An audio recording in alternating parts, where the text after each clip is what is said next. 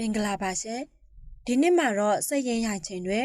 စိတ်ခွန်အားဖြစ်စေခဲ့သောဂျူးလူမျိုးများ၏အသိဉာဏ်ပညာနဲ့ပတ်သက်ပြီးတော့ကိုရီးယားစာရေးဆရာကြီးဆရာကုန်းပြောင်းဟိုရေးသားထားတဲ့ထာလမုဒ်မဟောင်းကျမ်းထဲမှာဘဝတစ်ခုနဲ့တွေ့ဆုံခြင်းဆိုတဲ့စာအုပ်ထဲကအကြောင်းအရာတစ်ခုကိုဖတ်ပြပေးသွားပါမယ်ဇနီးဖြစ်သူရဲ့အကြံဉာဏ်ကိုနားထောင်ဖို့အတွက်ဒူးထောက်သိရင်ဒူးထောက်ပါလောကီရေးရာကိစ္စမှာပဲဖြစ်ဖြစ်အိမ်တွင်းရေးကိစ္စမှာပဲဖြစ်ဖြစ်ဇနီးဖြစ်သူရဲ့အကြံဉာဏ်ကိုနားထောင်ရပါမယ်ဇနီးကအရက်ပုနေတယ်ဆိုရင်ဒူးထောက်ပြီးသူမရဲ့အကြံဉာဏ်ကိုနားထောင်ပါအိမ်ကိုလွမ်းခြုံထားတဲ့ကောင်းကြီးမင်္ဂလာအကလုံးကဇနီးစီကနေအစာပြုတ်လာတာဖြစ်တဲ့ဘဗာမက်ဆီယာ 59A အဲ့ဒီလူနဲ့ရင်းနှီးမနေနဲ့ဆိုတဲ့ဇနီးရဲ့အကြံဉာဏ်ကိုနားထောင်ခဲ့မယ်ဆိုရင်ဒီဒုက္ခကိုရှောင်နိုင်ခဲ့မှာအမျိုးသားတွေဆိုရင်လုံးဝခေါင်းထဲမထည့်တဲ့ကိစ္စမှာအမျိုးသမီးတွေဟာမတင်ကားစရာတစ်ခုခုကိုတထက်မြက်မြက်နဲ့ရှာဖွေဖော်ထုတ်နိုင်စွမ်းရှိကြပါတယ်။အမျှော်အမြင်ရှိတဲ့ခင်ပွန်းဆိုရင်ဇနီးရဲ့အဲ့ဒီလိုစွမ်းရည်ကိုအတိအမှတ်ပြုတ်ပြီးအပြည့်အဝအသုံးချနိုင်ရပါမယ်။တယောက်ကိုတယောက်အပြန်အလှန်ယုံကြည်အားကိုးတဲ့ဇနီးမောင်နှံဆိုရင်ဇနီးလောက်ကိုခင်ပွန်းကိုခရူးဆိုင်ကျင်လာတဲ့သူရှိမှာမဟုတ်ပါဘူး။မိသားစုရဲ့လက်ရှိအနေအထားနဲ့ရှေ့အနာဂတ်ဘဝဟာမိမိရဲ့ခင်ပွန်းလည်းဖြစ်သလိုကလေးတွေရဲ့အဖေလည်းဖြစ်တဲ့လူကဘယ်လောက်ကောင်းလုံနိုင်တယ်လဲဆိုတဲ့အပေါ်မူတည်နေတဲ့အခြေအနေတွေအများကြီးရှိတဲ့အတွက်ကြောင့်ဖြစ်ပါတယ်။ဇနီးနဲ့ခင်ပွန်းရဲ့ဆက်ဆံရေးအကြောင်းကိုစိတ်ဝင်စားဖွယ်ဖော်ပြထားတဲ့စကားရှိပါတယ်။ဇနီးကခင်ပွန်းရဲ့အသက်မွေးဝမ်းကြောင်းနဲ့အောင်မြင်မှုမှာအစုရှယ်ယာအမြောက်အများကိုရင်းနှီးမြှုပ်နှံထားတဲ့အဓိကရှယ်ယာရှင်ဖြစ်တဲ့ဒါကြောင့်ဇနီးကခင်ပွန်းကိုအန်ဒီရဲ့ပေးနိုင်တဲ့လူကိုရှာဖွေတဲ့နေရာမှာအသက်တရောရှိလာပါတယ်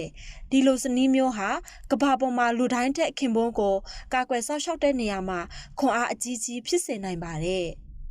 ကိုကျိုးစီးပွားရှာဖို့အတွက်ခင်ပွန်းစီချင်းကက်လာတဲ့လူလိန်ရှိတယ်လို့ယူဆကြည့်ပါ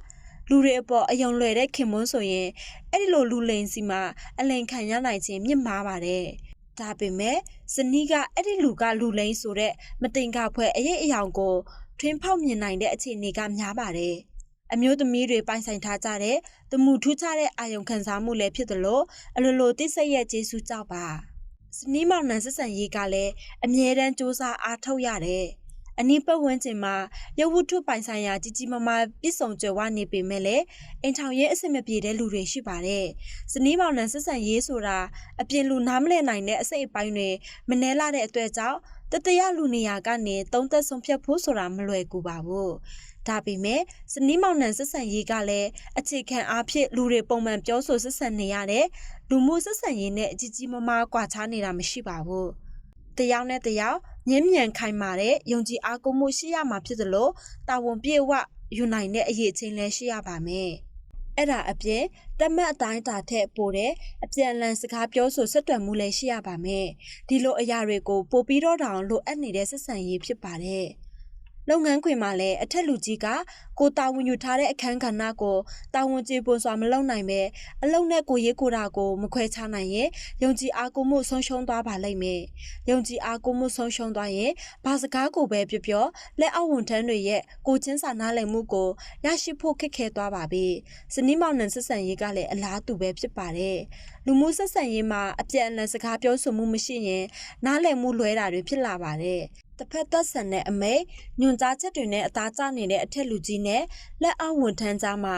ကောင်းမွန်တဲ့ဆက်ဆံရေးကိုတည်ဆောက်ဖို့ခက်ခဲပါတယ်။အဲ့ဒီလိုပဲဇနီးမောင်နှံဆက်ဆံရေးမှာလည်းယဉ်ကျေးချစ်ခင်တဲ့ဆက်ဆံရေးကိုတည်ဆောက်တဲ့နေရာမှာတန်းတူညီမျှတဲ့အနေအထားကနေစစ်မှန်ပွင့်လင်းစွာစကားအပြန်အလှန်ပြောဆိုဖို့မဖြစ်မနေလိုအပ်ပါတယ်။ဇနီးကအရက်ပူးတယ်ဆိုရင်ဒူးထောက်ပြီးသူမရဲ့အကြံဉာဏ်ကိုနားထောင်ပါဆိုတဲ့ထာလမုဒ်မဟောင်းကျမ်းရဲ့အကြံပေးစကားကတော့ဇနီးမောင်နှံဆက်ဆံရေးကလည်းစ조사အားထုတ်ဖို့လိုအပ်တယ်လို့အဓိပ္ပာယ်ရပါတယ်။လောကကြီးမှာအဖိုးတန်တဲ့အရာဆိုတာစ조사အားထုတ်မှုမရှိဘဲရနိုင်တဲ့အရာရှိပါသလား။ဒါပေမဲ့အနီးပတ်ဝန်းကျင်ကိုကြည့်လိုက်ရင်ဇနီးမောင်နှံဆက်ဆံရေးနဲ့ပတ်သက်ပြီးအထူးတလဲအားဆိုင်မထုတ်တဲ့လူတွေမထင်မှတ်ပဲအများကြီးရှိနေပါတယ်။လူတွေဟာစ조사ရင်ချက်ချင်းအောင်မြင်မှုအတီးအပွင့်တွေထွက်ပေါ်လာတဲ့အလုပ်ကိုပဲအားသုံးခွန်ဆိုင်လုပ်တတ်ကြပါတယ်။ဒါပေမဲ့ဇနီးမောင်နှံဆက်ဆံရေးကတော့အလုပ်တာဝန်နဲ့တခြားစီရက်လက်ချက်ချင်းမထွက်လာပါဘူး။နိုင်ရှင်ကြည့်ရင်အချိန်ကြာပြီးမှအမတ်စရင်ကိုရက်တက်ကြပါတယ်